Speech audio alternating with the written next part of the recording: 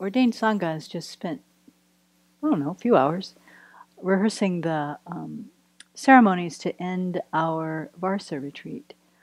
So I wanted to talk a little bit more about some of the aspects of what we're doing and me share that with the guests who will be here so you know what we're doing behind those doors while you're cooking. It's not so well known in the Western world what we're talking about when we say we do Varsa.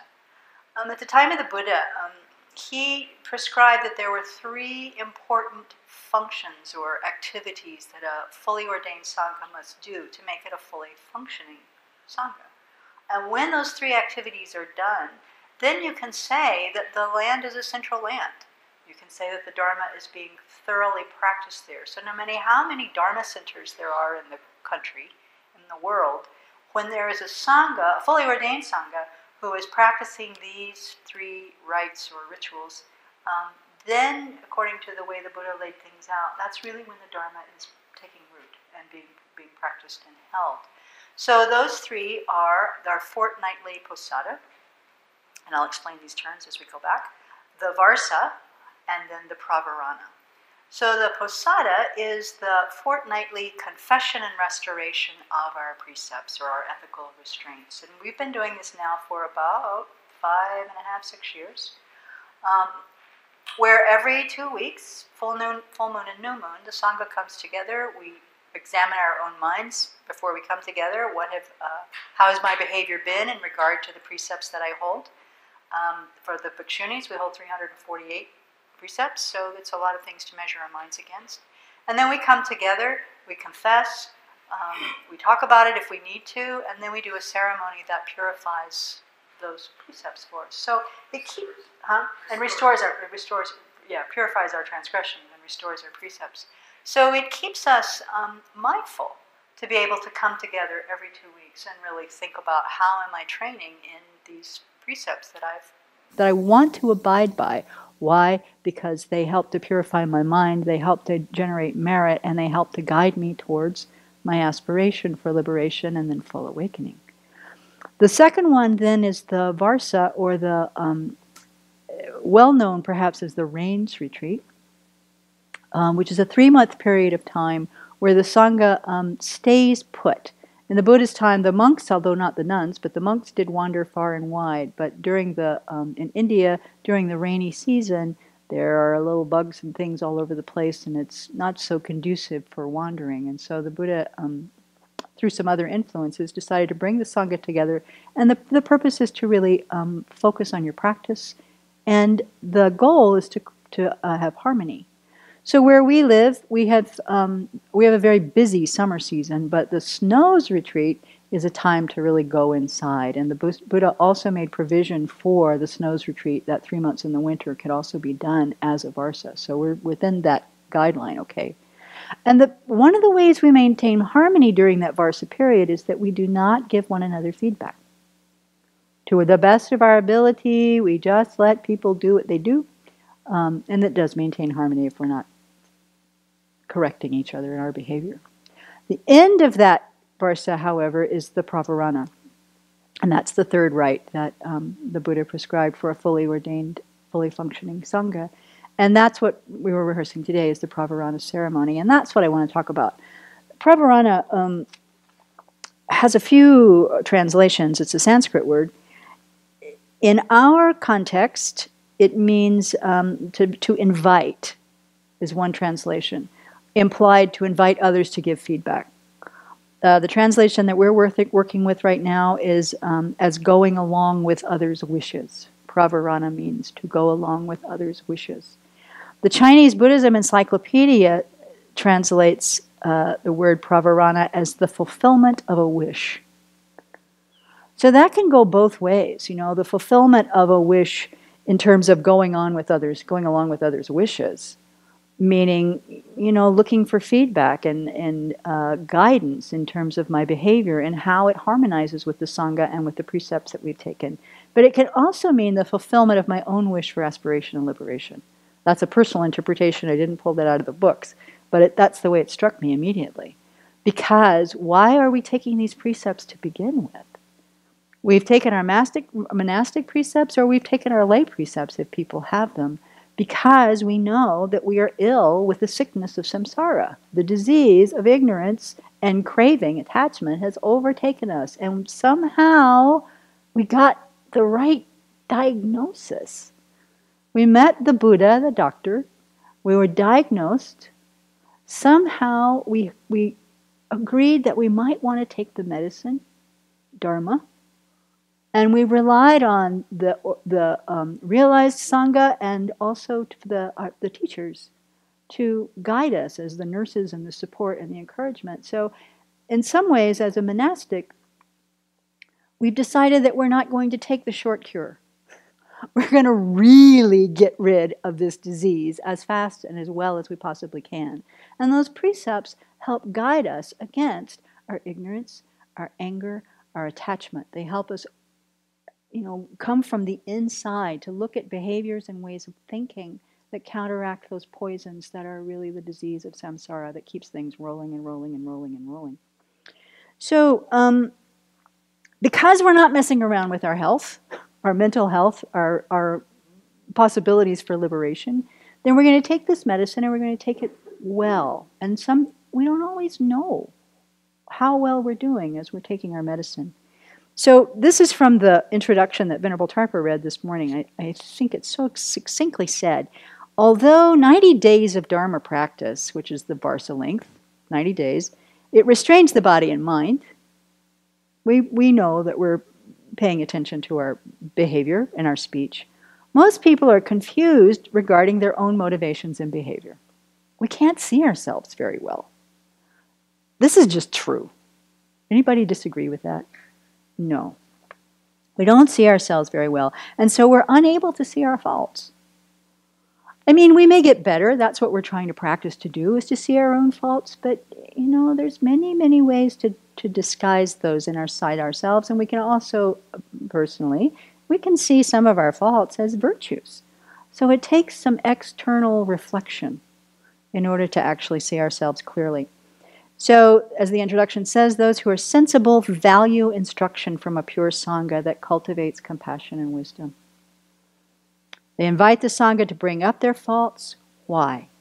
Why would I invite someone to point out my faults? Thank you very much. I hate hearing that. But because it becomes internally for me clear I have nothing to conceal. That I can be as transparent as possible. And, that takes a lot of the pride out. The pride of thinking, oh, I don't have anything to conceal. The pride of thinking, oh, I don't really want people to know this. The pride of thinking, well, if I were really a good Buddhist, I wouldn't have these afflictions and these problems. Those are all just prideful conceits, actually. I'm in samsara. I am sick. I am with my anger, my attachment, and the ignorance that's underneath that. And so to know internally that I can be clear and reveal, the more I can reveal and own where I need to work, the faster I'm going to get healthy. Externally, then, when we receive this kind of feedback and we adapt and we follow the direction, then externally it's also clear that we are pure.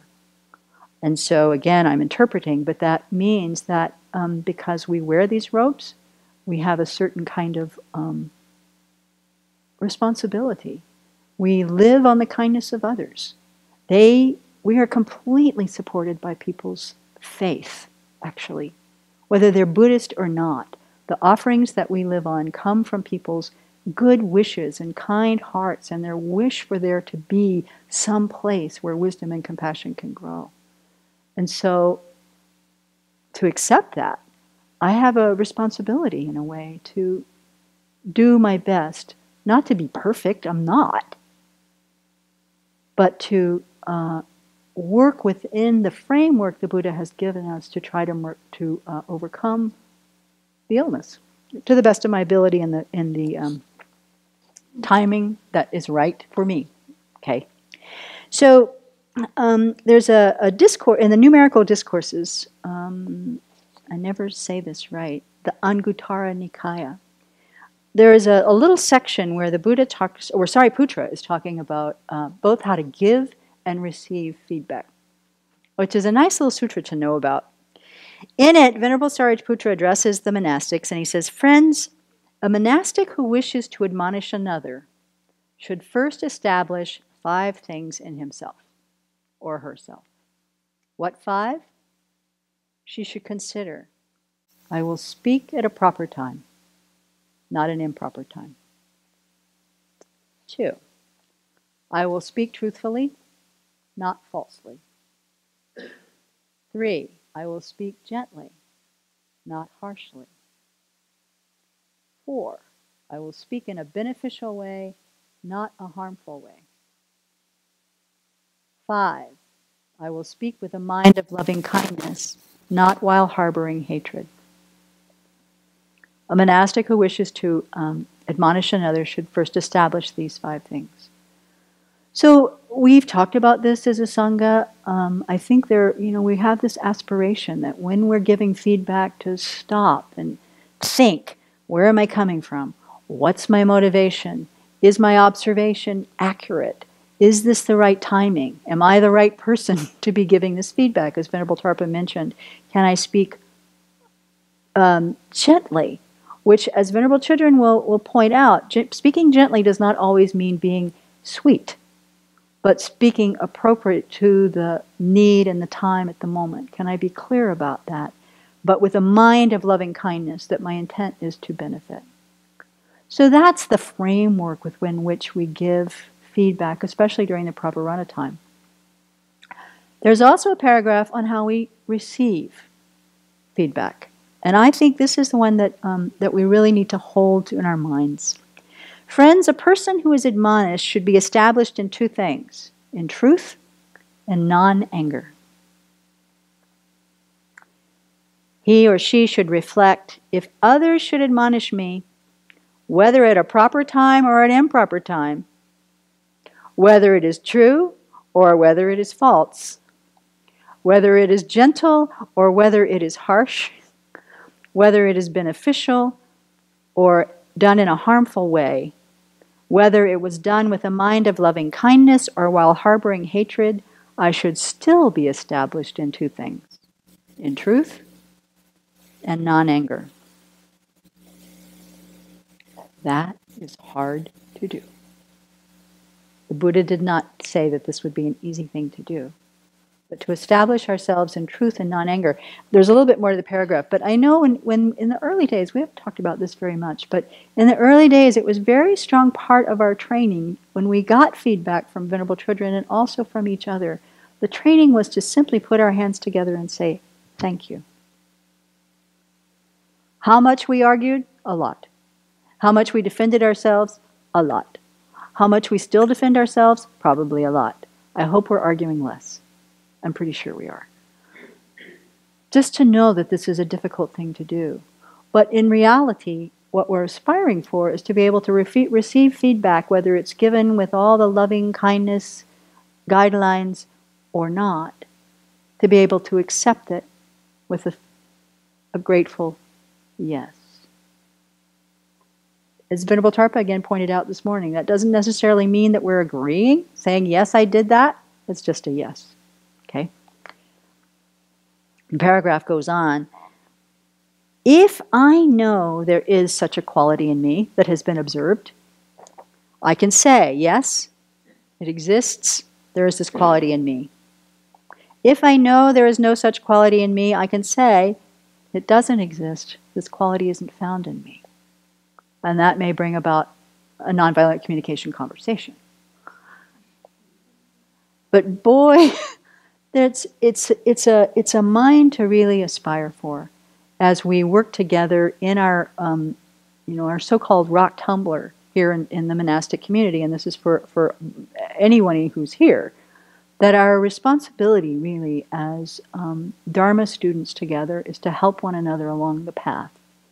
And that includes having the courage and the compassion to help each other when we have, or our afflictions are arising, or when we have faults that do not serve us, to be able to support one another and train as much as we can to give feedback with the 5 good qualities, but also to be able to receive it with a trust that we're all working towards our enlightenment together.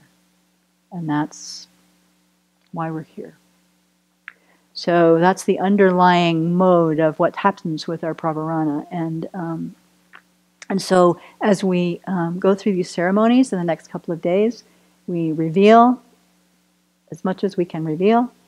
We're transparent about our faults. We welcome feedback from one another, and do that clearly with our motivation to use the incredible privilege we have of having had the conditions to be able to ordain or to be a part of even be close to the community in this way, monastic community, and to fulfill as much as possible our precious human rebirth, to be able to move steadily along the path.